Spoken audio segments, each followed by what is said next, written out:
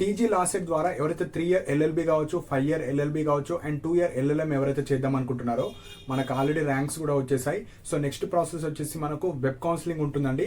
So అందులో ఎలాంటి certificates కావాలి ఈ వీడియో డీటెయిల్గా ఎక్స్ప్లెయిన్ చేయడం జరుగుతుంది. సో లాస్ట్ ఇయర్ వచ్చేసి మనకు 24th జూలై అంటే last week off the July మనకు నోటిఫికేషన్ వస్తుంది, ఒక డీటెయిల్డ్ నోటిఫికేషన్. ఆ నోటిఫికేషన్లో కంప్లీట్గా మీకు ఆన్లైన్ వెబ్ కౌన్సిలింగ్ ఏ విధంగా ఉంటుంది. సో ఫస్ట్ స్టెప్ వచ్చేసి మీకు రిజిస్ట్రేషన్ ఉంటుంది. సో రిజిస్ట్రేషన్ అంటే మీ యొక్క సర్టిఫికేట్స్, పర్సనల్ డేటా అంతా ఎంటర్ చేసి మీ డాక్యుమెంట్స్ అన్ని, మీ సర్టిఫికేట్స్ అప్లోడ్ చేయాలి. సో దాన్ని రిజిస్ట్రేషన్ కమ్ వెబ్ కౌన్సిలింగ్ అంటారు. సో మీరు సర్టిఫికేట్స్ అప్లోడ్ చేసిన తర్వాత మీ ర్యాంక్ కేటగిరీ ఆధారంగా మీరు ప్రాపర్గా అన్ని పెట్టారా లేదా అన్ని చెక్ చేసిన తర్వాతనే వెబ్ ఆప్షన్స్కి అలౌ చేస్తారు. సో సర్టిఫికేట్స్ ఏవైతే ప్రాపర్గా ఉండవో వాళ్ళని రిజెక్ట్ చేయడం జరుగుతుంది. కాబట్టి సో ఈ వీడియోలో కంప్లీట్గా మీకు ఏవైతే సర్టిఫికేట్స్ కావాలో వెబ్ కౌన్సిలింగ్కి అవన్నీ చెప్తాను. సో దట్ అవన్నీ రెడీ చేసుకొని పెట్టుకోండి. సో ఫస్ట్ సర్టిఫికేట్ వచ్చేసి మనకు law set rank card. So మీరు 3 ఇయర్ కావచ్చు, 5 ఇయర్ కావచ్చు, 2 ఇయర్ ఎల్ఎల్ఎం కావచ్చు. సో మీకు ఏదైతే ర్యాంక్ కార్డ్ వచ్చిందో అది మీరు తీసుకొని పెట్టుకోండి, లైక్ ఇమేజ్ రూపంలో ఆ డౌన్లోడ్ చేసుకొని పెట్టుకోండి. సెకండ్ వచ్చేసి 10th class memo, original memos ఉండాలి ఇవి. So 10th class memo and next వచ్చేసి ఇంటర్మీడియట్ మెమో. సో ఓన్లీ ఎవరైతే ఇంటర్మీడియట్ ఆధారంగా 5 ఇయర్ ఎల్ఎల్బి చేస్తున్నారో మీకు అప్ టు ఇంటర్మీడియట్ ఉంటే సరిపోతుంది. ఎవరైతే డిగ్రీ తర్వాత ఆర్ బీటెక్ తర్వాత ఎవరైతే 3 ఇయర్ ఎల్ఎల్బి చేస్తున్నారో వాళ్ళు అప్ టు గ్రాడ్యుయేషన్కి సంబంధించిన సర్టిఫికేట్స్ కావాలి. సో ఇప్పుడు 4th పాయింట్ వచ్చేసి degree or BTech. So 3 year LLB కావచ్చు, ఎవరైతే గ్రాడ్యుయేషన్ మీద లా చేద్దాం అనుకుంటున్నారో మీ యొక్క degree already passed out students మీ దగ్గర డిగ్రీకి సంబంధించిన సిఎంఎం, సో కన్సల్టేట్ మెమో కావచ్చు, ప్రొవిజనల్ సర్టిఫికేట్స్ కావచ్చు అండ్ మీకు టీసీ కావచ్చు, అవన్నీ ఉంటాయి. సో ఎవరైతే 6th సెమిస్టర్ కావచ్చు, ఫైనల్ ఇయర్ బీటెక్ వాళ్ళు మీ దగ్గర అవి ఉండకపోవచ్చు. సో అప్పటి వరకు మీకు ఛాన్స్ ఇస్తారు, మీ సెమిస్టర్ మెమోస్ ఉన్నా సరిపోతుంది. సో మెయిన్గా సిఎంఎం కావచ్చు అండ్ ఒరిజినల్ డిగ్రీ కావచ్చు అవి ఉంటే తీసి పెట్టుకోండి.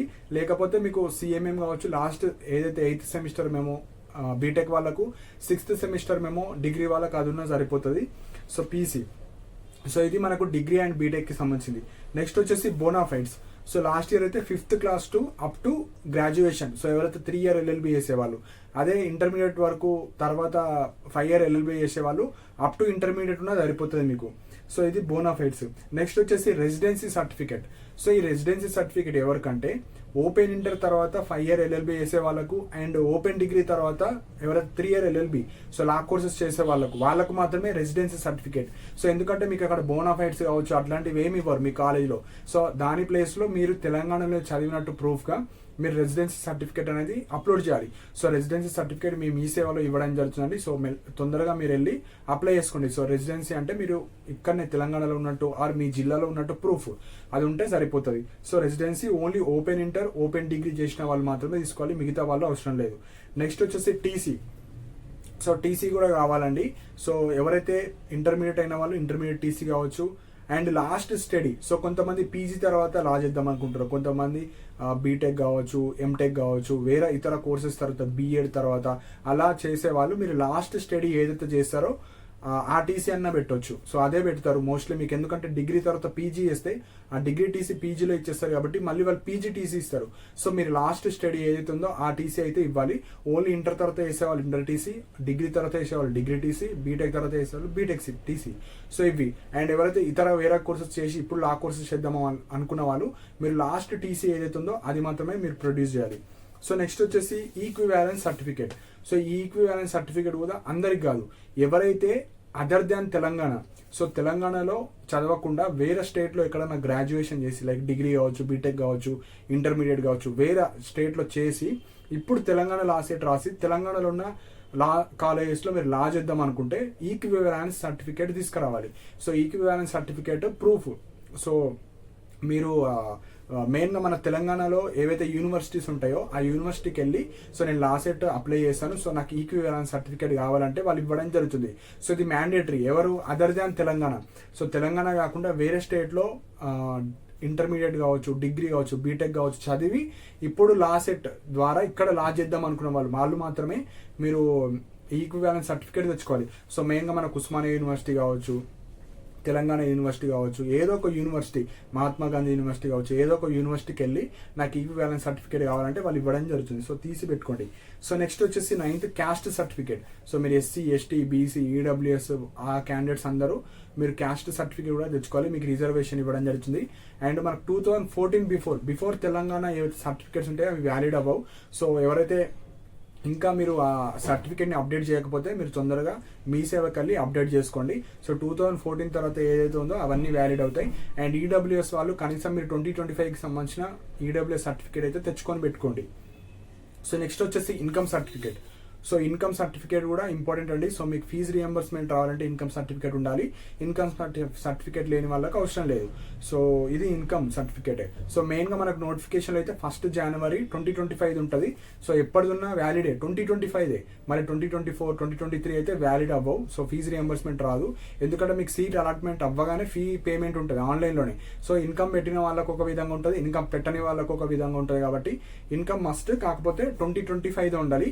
అండ్ April 1st 2025 తర్వాత తీసుకుంటే ఇంకా చాలా బెటర్. ఎందుకంటే మీకు ఈ పాస్లో కూడా యూజ్ అవుతుంది.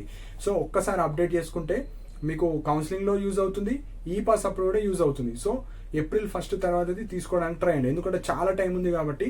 సో ఇప్పుడన్నా మీరు మీ సేవకి వెళ్ళి అప్లై చేసుకుంటే ఒక 1 week 10 daysలో వచ్చేస్తుంది. కాబట్టి తీసుకొని పెట్టుకోండి. లేదు అనుకుంటే 2025 మీరు పెట్టుకోవచ్చు. బిఫోర్ 2025 అయితే వ్యాలిడ్ కాదు.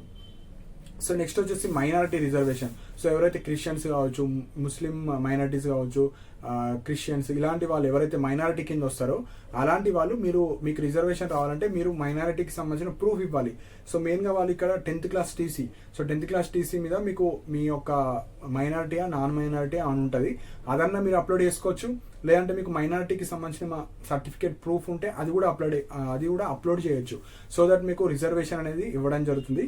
సో మీ school suppose 10th class TC లేకపోయినా మీరు మీ స్కూల్ ఎక్కడైతే చేశారో ఆ 10th classలో అక్కడికి వెళ్తే హెడ్ మాస్టర్కి అడిగితే వాళ్ళు ఇవ్వడం జరుగుతుంది. సో అట్లయినా మీరు తెచ్చుకోవచ్చు. సో చాలా టైం ఉంది కాబట్టి ఇప్పుడు ఏవైతే సర్టిఫికేట్స్ చెప్పానో అందులో ఏది లేకపోయినా తొందరగా వెళ్ళి తెచ్చుకోండి.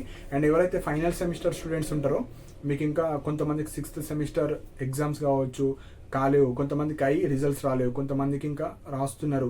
అట్లా పెండింగ్లో ఉన్న వాళ్ళు ఫస్ట్ మీ దగ్గర ఎన్ని సర్టిఫికేట్స్ ఉన్నాయో అన్నీ రెడీ చేసుకొని పెట్టుకోండి. సో కౌన్సిలింగ్ వచ్చేసి మెయిన్గా మనకు ఆగస్ట్ ఫస్ట్ వీక్లో నోటిఫికేషన్ వస్తుంది. అప్పుడు మనకు 15 to 25 days టైం ఉంటుంది మళ్ళీ. సో ఇదంతా ప్రాసెస్ మనకి 1 month ప్రాసెస్ ఉంటుంది. Just registration, certificate upload, so వాళ్ళు చెక్ చేయడం, సో మీ స్టేటస్ సక్సెస్ అయిందా లేదా అనేది చాలా పెద్ద ప్రాసెస్. 1 month ఉంటుంది. సో అంతలోపు మీరు ఉన్న సర్టిఫికేట్స్ అన్ని తెచ్చుకొని పెట్టుకోండి. సో ఇవి ఇంపార్టెంట్ పాయింట్స్ అండి. సో మీకు ఏమైనా డౌట్స్ ఉంటే మీరు కింద కామెంట్ సెక్షన్లో మెన్షన్ చేయండి. అండ్ ఇలాంటి అప్డేట్స్ కోసం మన ఛానల్ని సబ్స్క్రైబ్ చేసుకోండి. And thank you for watching my video.